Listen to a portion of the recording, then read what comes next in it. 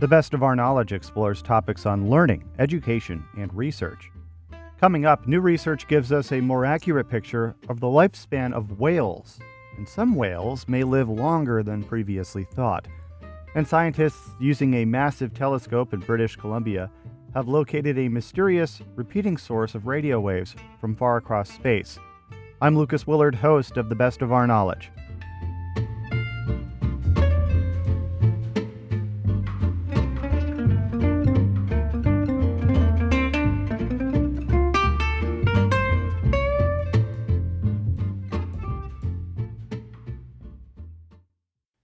You're listening to The Best of Our Knowledge. I'm Lucas Willard. Whales are believed to have long lifespans, but a new study aims to give a more accurate assessment on the age of certain species. Due to the legacy of industrial whaling, populations of many species were decimated, making it difficult to study their lifespans accurately. But new research on Balenidae, baleen whales, including bowhead whales and endangered right whales, helps form a more complete picture. The Best of Our Knowledge's Madeline Reynolds spoke with Dr. Greg Breed, an associate professor of quantitative ecology at the University at Alaska, to learn more. Well, there's 4 species within the Balenidae, which are the right and bowhead whale. So there's the southern right whale, the North Atlantic right whale, the North Pacific right whale, and the bowhead whale. Bowhead's actually the whale that I kind of inspired me to do this because of a colleague of mine who discovered that they live to be over 200, and that sort of got into this interest in understanding how long whales live. So, how do you discover the age of this whale? What methods do you use to collect the data and then therefore make an age estimation? So it's tricky. The reason it's tricky is that most whales require a lethal sample to age them. And that means that the most recent period we had a large sample of that was the 1960s and 70s during the end of industrial whaling. So the classic ways that they're done are, in terms of like direct aging, are to count laminations, like layers in the earplug. So the earwax builds up through their whole life and actually causes layers like you have in your teeth or tree rings. The other way we traditionally do it, and this is how it's been done in a lot of the indigenous Arctic hunts, particularly the bowhead hunt at Ukleavik, otherwise known as Barrow, is to look at changes in the proteins of the eyelets. So the proteins in your eyelets, they don't turn over like a lot of other parts of your body, don't get regenerated. So those proteins, they're there when you're born, or at least when you're very young. And then they gradually change to a different configuration through time. And we can look at the ratios of two different configurations of aspartic acid and estimate how old animals are. Now, we couldn't do that with the right whales that we analyze because we don't want to lethal sample them for a wide variety of ethical reasons. It's not a question worth killing whales for. So we looked at mark recapture data, which is just to say people have been taking photographs of whales of these 2 species, southern right whales off of South Africa and North Atlantic right whales off the east coast of US and Canada since the 70s, essentially, and matching up patterns of barnacles and scars to identify individuals and follow them their whole lives. And then we look at how individuals from those data sets disappear through time, and we can estimate a survivorship curve. And this is the same thing the Social Security Administration does today to know how much it's going to owe seniors 50 years from now. So they can look at how the shape of the survivorship curve of current living individuals is shaping up and estimate how long they expect those cohorts to live 30, 40 years from now. And we essentially did that. We did a little bit of modification because whales are hard to spot. You have this thing called detection probability, where you simply go out, and some years you won't see some individuals because you don't have perfect observation. And then there's also an issue of individuals living past the end of the observation period. That's called censoring, as well as unknown birthdays, which is left truncation. And those are 2 statistical issues that we had to include in our models in order to make these estimates without doing the more traditional lethal sampling, which is a much more difficult task.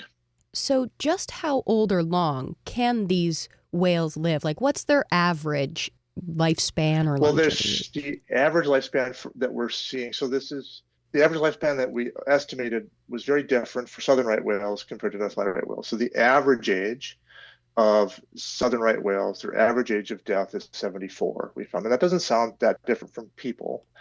But keep in mind that they have a survivorship curve that looks more like humans in the 1300s because they don't have modern medicine or public health, so they have diseases and they starve to death too. They don't have the same steady resources humans do. So the humans live about the same time on average. Very shortly after our average, we start to die at extremely high rates, and they don't.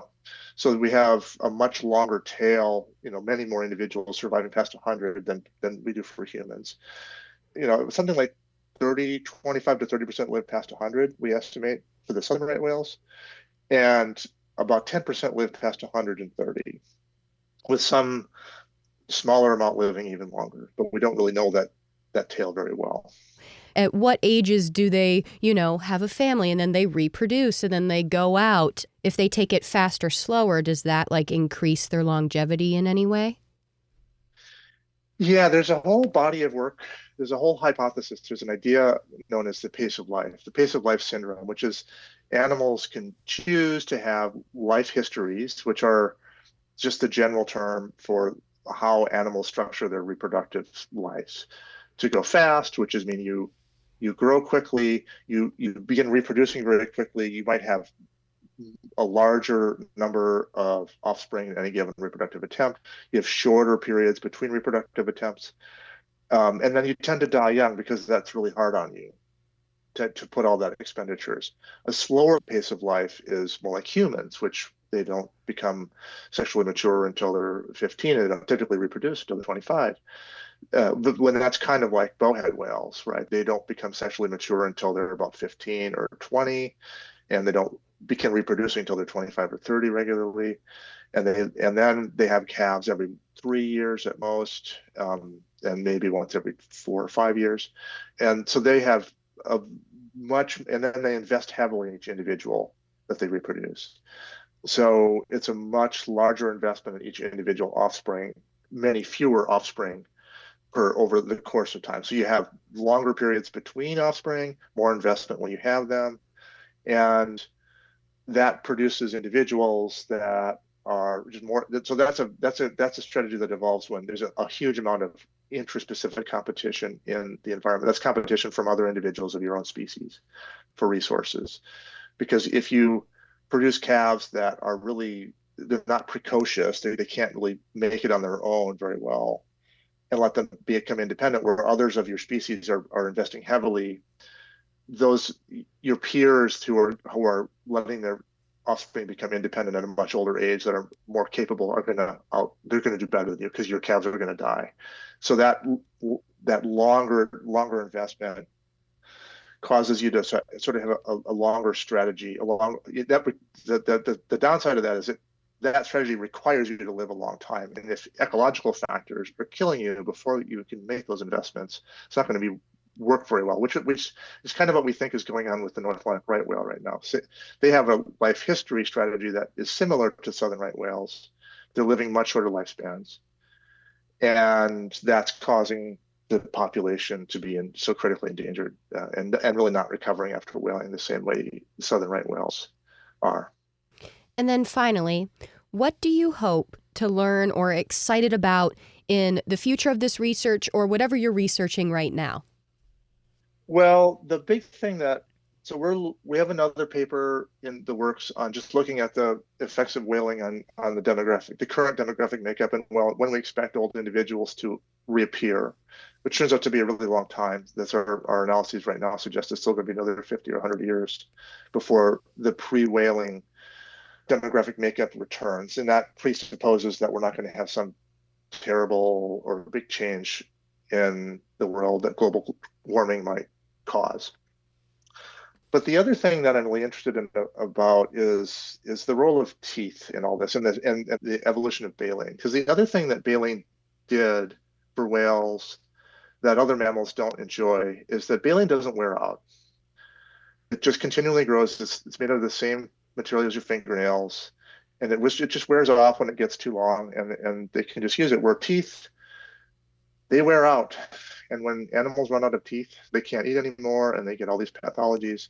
So we think that teeth, the evolution of baleen might be a really critical invention for whales that was really important for longevity, because if having teeth that wear out before the rest of your body wears out, it's just the same as another senescent process, getting cancer. And we don't really have or other degenerative diseases. If you're human, you go to the dentist and have it fixed. But if you're an animal, your teeth fall out. That's just as bad for your survival as getting cancer or having some other cellular disease that causes you to not function.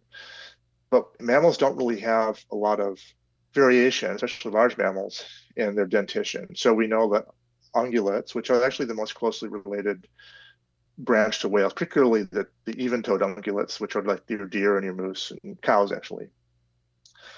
We know that wild ungulates, when their teeth wear out, they die. That's basically it. So but they're cousins in the sea, they don't have teeth to wear out, and so they just keep growing baleen, and it's just continually refreshed. And then that allows them to filter feed and has all these other advantages that give them the potential to live a long lifespan. So that's the really exciting thing that I don't know how I'm going to answer it, but I think that the evolution of baleen and the negative impacts of teeth on our ability to live a long time, or animals' ability, but people too, or animals, is a direction I'm really excited to look into next. And I don't know where it goes, but it seems like there's a lot of potential. Dr. Greg Breed is an associate professor of quantitative ecology at the University at Alaska. His latest research into whale longevity is published in the journal Science. Dr. Breed spoke with the best of our knowledge's Madeline Reynolds.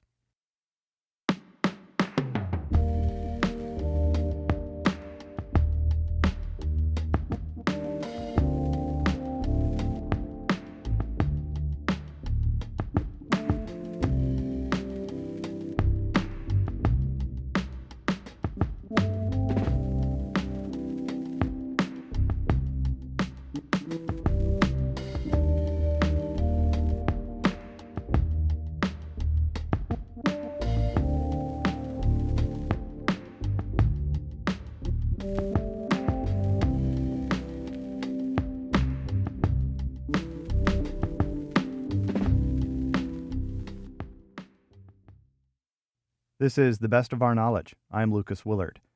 Earth is constantly bombarded with electromagnetic waves. And for nearly 2 decades, intense bursts of radio waves from deep space have puzzled scientists. Fast radio bursts, or FRBs, were first detected in 2007, but the source of such radiation remains a mystery. Our next guest is Calvin Leung, a Miller Postdoctoral Fellowship recipient at the University of California, Berkeley. According to Calvin, one FRB hits the Earth every 2 minutes. To listen for these bursts, Leung partnered with scientists at the Canadian Hydrogen Intensity Mapping Experiment. The CHIME telescope in British Columbia has been searching for the source of FRBs. Calvin largely wrote the computer code that allowed his team to pinpoint the source of waves near the star constellation Ursa Minor. The discovery also changes what scientists thought they knew about FRBs. The bursts weren't coming from the center of a distant galaxy. They were seemingly coming from a place far from it. Calvin Leung's research is published in the Astrophysical Journal Letters. I spoke with him to learn more.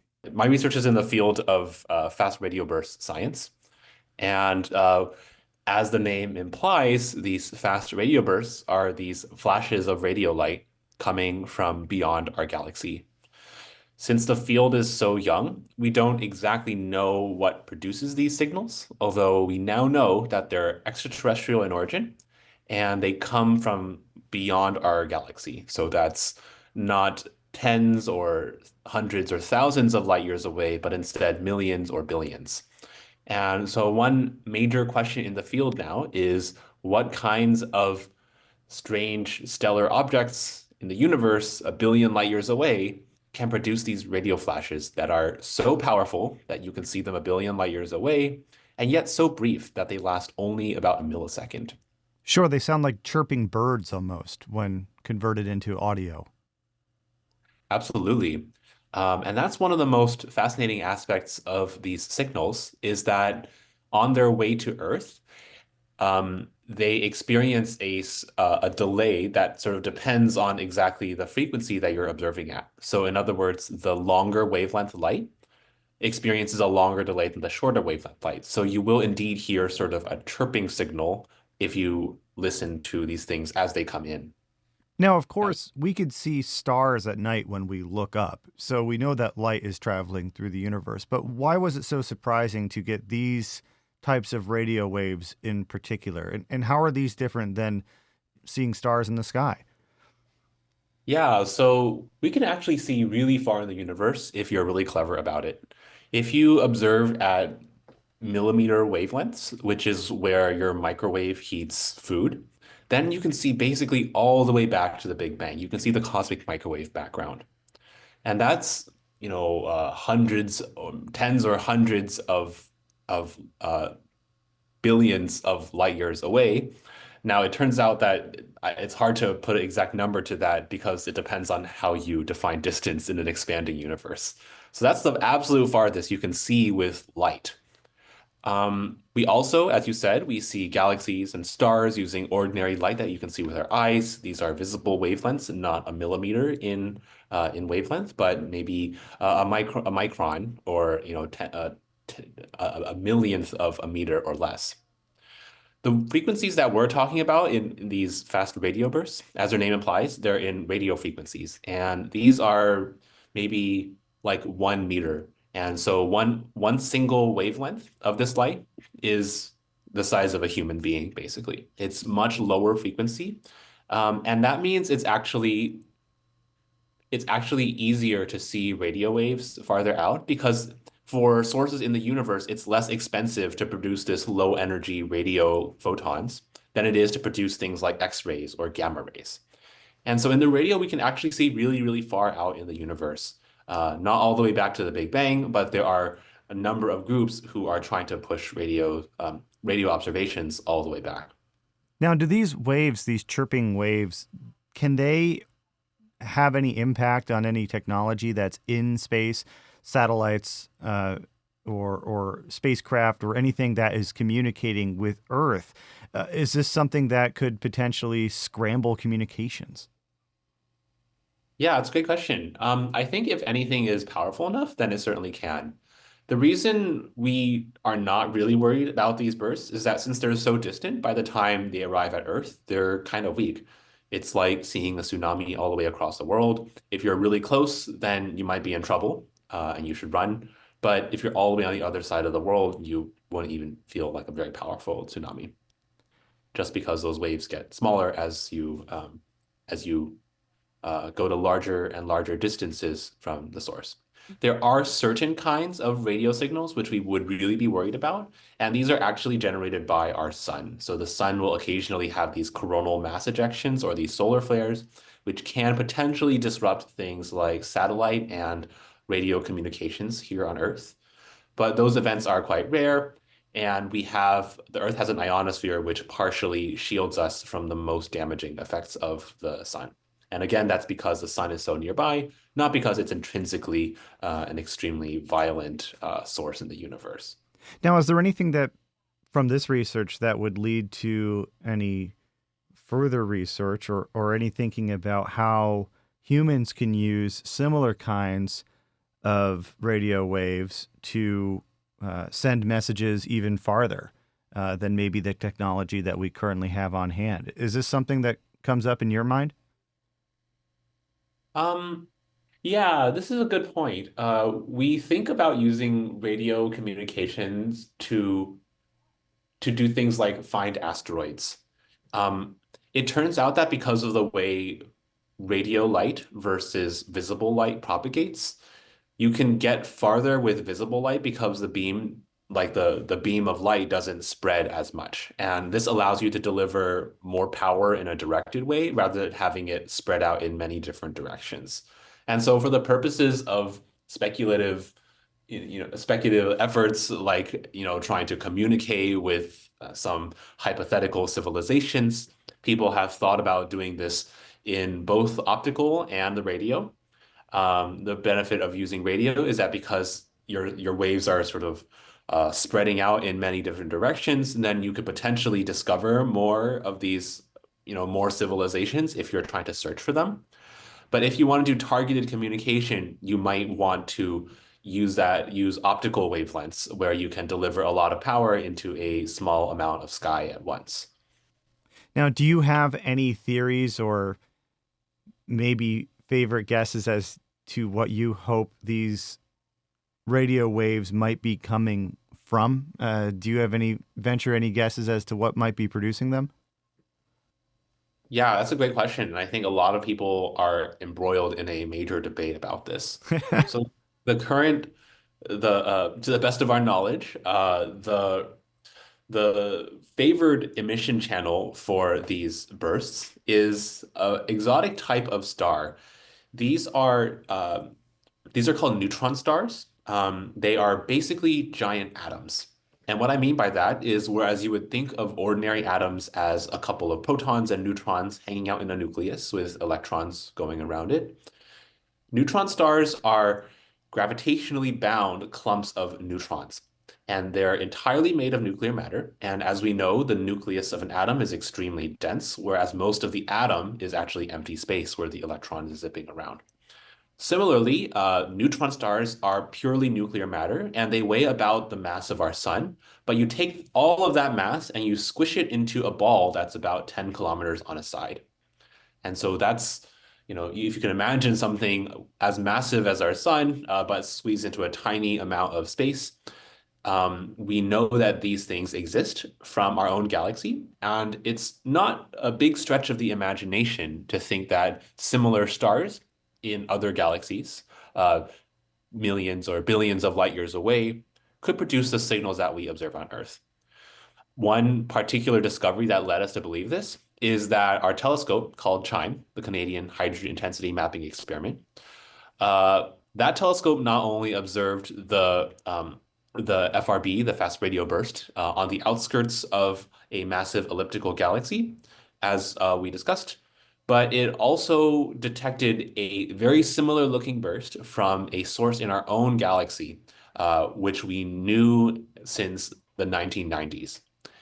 And that source was one of these neutron stars. And so it's then not such a big stretch of the imagination to think that the extragalactic radio bursts are come from similar origins as the one we saw in the Milky Way. Where will your research lead you next now? Where does this point you? What direction does this point you in? Yeah, so currently my research is in upgrading CHIME into a fully fledged array of telescopes. So previously, CHIME didn't have the resolution to pinpoint some of its discoveries. My PhD work, and now my research as a postdoc, has been leading the charge to turn CHIME into a telescope that can not only detect many of these signals, but can pinpoint them too, so we can figure out exactly where in the sky they're coming from. And that is crucial to understanding the origin of these mysterious fast radio bursts. We just achieved first light with the full array last week, and so we're looking forward to pinpointing something like one of these signals every day now, with an accuracy that's so good that you could resolve a quarter, miles away. And what that'll let you do is pinpoint what kinds of stars emit these bursts. What kind of galaxies do they come from? Do they come from galaxies which are red and dead and haven't formed new stars in many years? Or do they come from young blue galaxies that are actively forming massive stars that could potentially produce FRBs? I think the jury is still out, and we'll need a larger sample of these events in order to conclusively answer the question of where they come from. Well, Calvin, that sounds fascinating. Best of luck in your research, and thank you so much for speaking with me. Is there anything else that you'd like to add that you think we're missing? I guess I'll just end by saying that it's really exciting to be working in such a young field where there are so many unknowns to be answered, and when we're still having these heated debates on on questions as basic as what causes these bursts, what are they? I think it's really liberating for young people in this field, and I'm really looking forward to seeing how radio astronomy, particularly radio transient science, which is I would call my subfield, how this field progresses over the next decade. In the future, we can imagine using these sources as a way as measuring sticks in order to map out the universe, much in the same way that supernovas tell us the universe is expanding, or the same way that the cosmic microwave background tells us the origin of the universe. And so that's another aspect that we didn't get to talk much about, but which I think is going to be really exciting in the next decade. And it's all enabled by these exciting radio telescopes that, like CHIME, that we're building. Wonderful. Thank you so much for taking the time. I appreciate it. Thank you so much, Lucas. Calvin Leung is a Miller Postdoctoral Fellowship recipient at the University of California, Berkeley. His research into mysterious, fast radio bursts coming from space is published in the astrophysical journal Letters. You're listening to The Best of Our Knowledge. I'm Lucas Willard.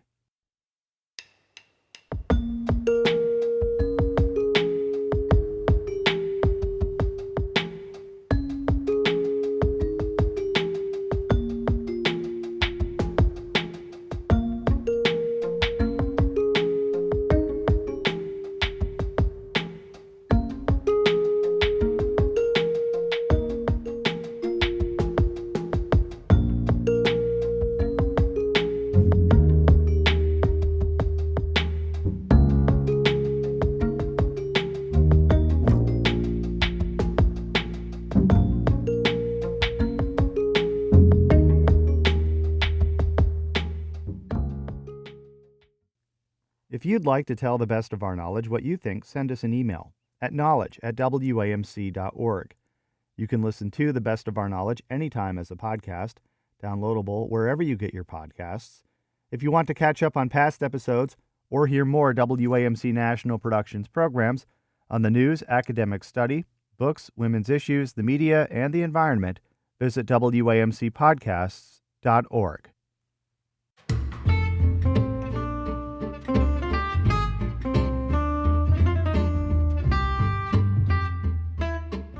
This has been The Best of Our Knowledge, episode 1797. The Best of Our Knowledge is a national production of WAMC Northeast Public Radio. Thanks to associate producer Madeline Reynolds, the latest on all National Productions programs is available via the Airwaves newsletter and our flagship station's website, WAMC.org. Until next time, I'm Lucas Willard.